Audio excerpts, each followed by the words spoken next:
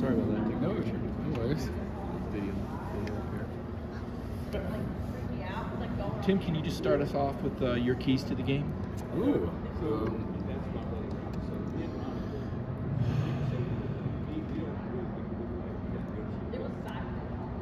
I think a style of play matters so much in this game. I think if Georgia is able to get a lead, then they can wear you down and play that physical ground and pound. And I just think it's one of the bigger challenges for LSU is the way that A&M played them last week. It's actually something we talked about last Friday in our meetings, and then Saturday is if there was one area that we felt like LSU needed to be able to step up, it's in when someone goes right at them. They're so athletic, they're so fast. Everyone's seen Harrell and Perkins as a spy going sideline to sideline, Ojulari, all their speed. But I think the challenge is when someone goes downhill right at them. And which is funny because over the years, that's never been something that's been a challenge for LSU. And I think that would be the biggest key to the game is whatever you can do. If it's you can step up and match that physicality, if it's you can get them in a game where you're more spread. I mean, look how well the defense played against spread teams. Look how well they played against Bama, right? And I think they play really well that way. They're fast. They can get to the passer. They can make plays. They have a lot of speed. But I think if you're Georgia, you neutralize that by saying we're going to go right at them. And I think that's going to be a massive key, whether that's adding another guy to the box, whether that's maybe adjusting, playing some more bear fronts, playing some, some under G, some different, fronts to get some big guys in there to be able to match that. And then really, seeing how Georgia plays that offensively. And so I think that's going to be a really interesting player-on-player matchup and schematic matchup that'll be fun to watch. And I think to flip it to the other side, I think, Jaden being healthy or not,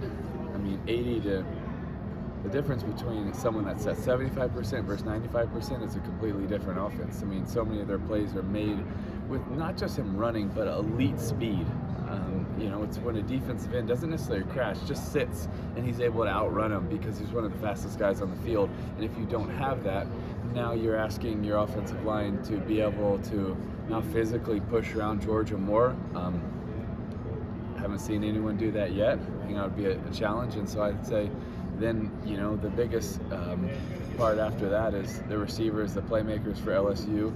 They at times have been really unstoppable in certain games, just making plays. And then also you've seen them be a little off, whether that's just been the communication between receiver quarterback, route depth, or maybe just not had the opportunities. And so I think I think all three of those kind of play into each other, because if Georgia's able to play their style of ball, I think they keep it out of their hands. I think, and then if they can match that physicality, then I think you're going to see Jaden and the offense have to put up some big plays. And I would look for them to go after Neighbors and Booty and some of these receivers, Mason, and I think they got to step up with some massive plays, especially early, so you can play their style of football rather than Georgia's, because I don't think that's what they want to get into.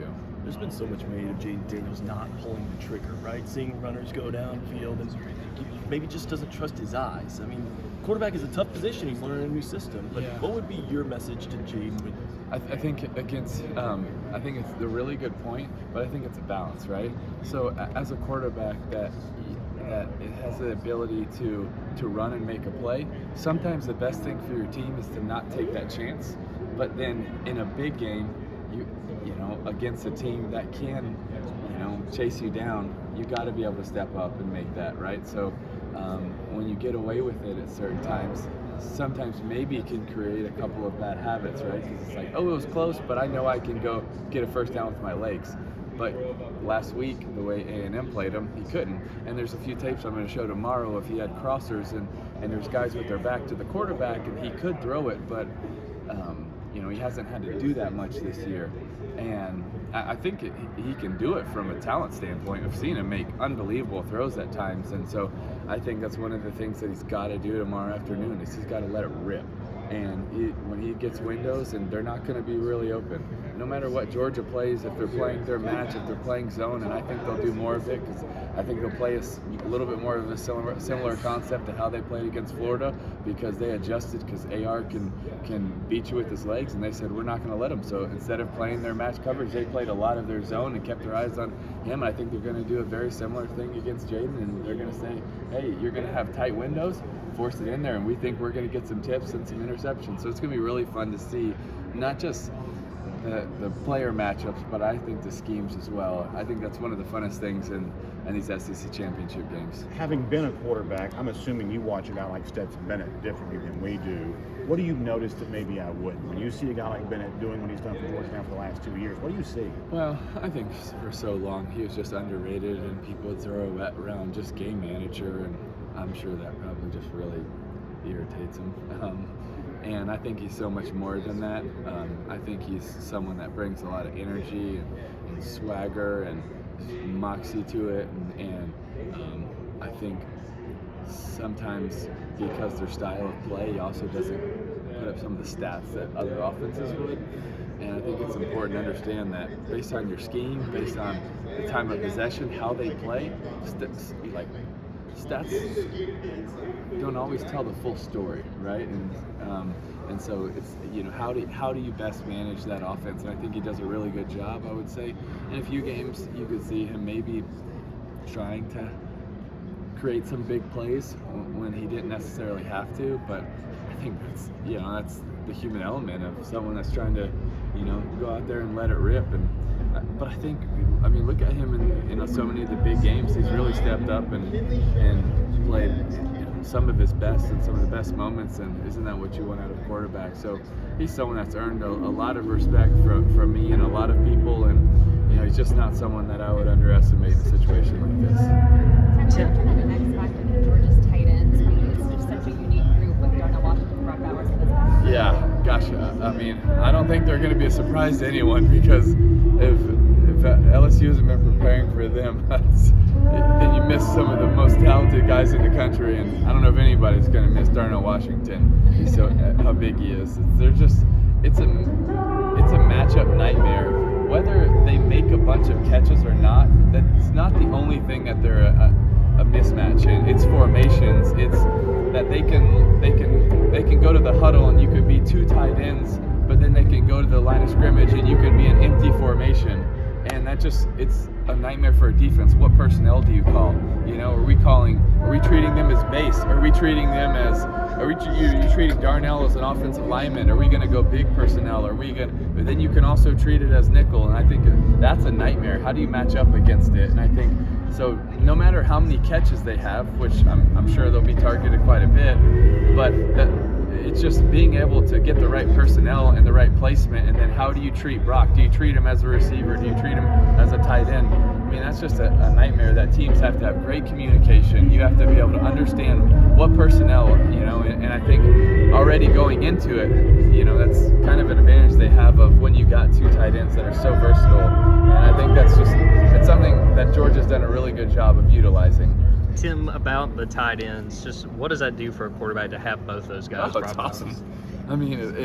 It's awesome from being able to understand when you go, two tight ends to a side receiver's over, your ability to gain information, gain knowledge, understanding man's zone, how they're going to try to play you, how are they playing these tight ends. It's helpful in that way. It's helpful when you can hit a tunnel screen to your tight end and he can take it 80, not many tight ends, most can take it 8. It's you have Darnell Washington. It's like, it's someone that big, and then you see him hurdling dudes. It's like, this is not supposed to happen. It's got to be pretty fun to have tight ends like that. You had a chance to win back-to-back national championships in 2009, came up just a little bit short. What's your perspective? I'm sorry. What's your perspective on Georgia? Talking about your worst days. What's your perspective on Georgia now trying to do the same thing? Man, it's hard. What they've done in just the regular season of going undefeated, and this is also how hard the SEC is. People forget they didn't win the SEC last year. If last year was back in the day, they're not national champs. They don't get to play in the national championship game. It just shows how hard it is, and that's why I just have so much respect for what Kirby's done. It's it's difficult, man, and it's obviously why Saban's the best of all time. You keep, and it's like, oh, it's a down year. Oh, really? Because they lost 2 games by 1 point. It's a really hard league where you have so many teams that are so capable, and I think that's, we talked about this a lot last week. Is people are like, oh, LSU should just go out there and beat A&M. A&M has one of the top 15 best rosters. I didn't say teams, rosters in the country, right? And now when that roster plays together and they put it all together, that's a hard team to beat, And I just think it's just sometimes we expect it to just show up and all of a sudden it's like, yeah, it's another W. Man, it's really difficult. And you're 18 to 22-year-olds and you don't always wake up with, it's not Madden where you always have the same rating, it fluctuates. And that's where I think, and I say that to say that's why I think what Alabama's done is so incredible and what Georgia is doing is so incredible because, showing up week in and week out and taking everyone's best shot. It's also important to understand. Everyone, that's their preparation, is they know showing up and they do it and they do it with, different ways, but it's really hard and it's something that I think deserves a lot of praise and credit because it's a tough league and not to mention you got to keep so many guys healthy. You got to be able to, embrace the crazy runs of 4 or 5 hard games in a row. That's so difficult, It's so many times when we would try to do it, it was like, I know week 3 I won't be able to feel my right shoulder.